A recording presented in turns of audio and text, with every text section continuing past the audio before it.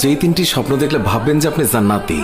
আমরা দৈনন্দিন ঘুমের ঘোরে বিভিন্ন ধরনের স্বপ্ন দেখি, আর এই স্বপ্নগুলো ভালো ও খারাপ উভয় ধরনেরই হয়ে থাকে। স্বপ্ন মূলত আমরা দুইভাবে দেখতে পাই। একটা হলো আমরা যখন ঘুমিয়ে থাকি তখন শয়তান আমাদেরকে অনেক ধরনের স্বপ্ন দেখায়, যেই স্বপ্নটা মূলত শয়তানের কারণে দেখা হয়।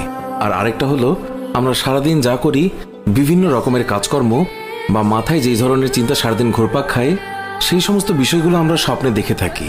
তবে স্বপ্নের মাধ্যমে যদি জান্নাত পাওয়া যায় তাহলে বিষয়টা একটু অন্যরকম।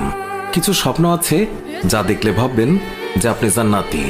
আল্লামা ইবনে শিরিন রহমতুল্লাহ আলাইহি বলেছেন, যদি কোনো ব্যক্তি তার জীবদ্দশায় এই তিনটি স্বপ্ন দেখে তাহলে সে জান্নাতি হবে। কারণ যারা জান্নাতি হবে আল্লাহ পাক তাদেরকে এই স্বপ্নগুলো দেখান।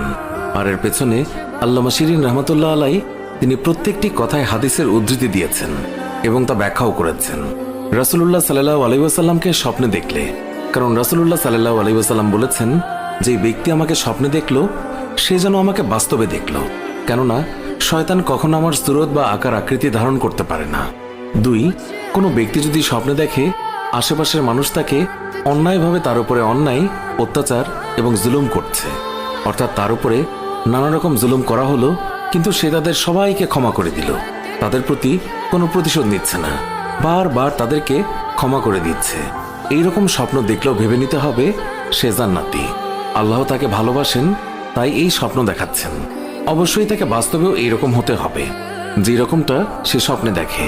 3, যে ব্যক্তির মা বাবা জীবিত অথবা মৃত কিন্তু সে স্বপ্নে দেখছে যে সে তার মা বাবার খিদমত করছে, সেবা করছে, তার মন প্রাণ উজাড় করে সে তার মা বাবার হক আদায় করছে, তার মানে আল্লাহ তাআলা তার উপরে সন্তুষ্ট আছেন। আল্লাহ তাআলা যাদেরকে ভালোবাসেন, যাদের উপর সন্তুষ্ট হন, তাদেরকে এই জান্নাতের স্বপ্নগুলো দেখান।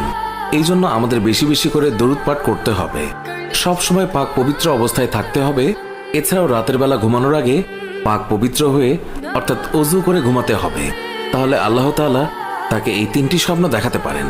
আল্লাহ তাআলা আমাদেরকে বোঝার তৌফিক দান করুন।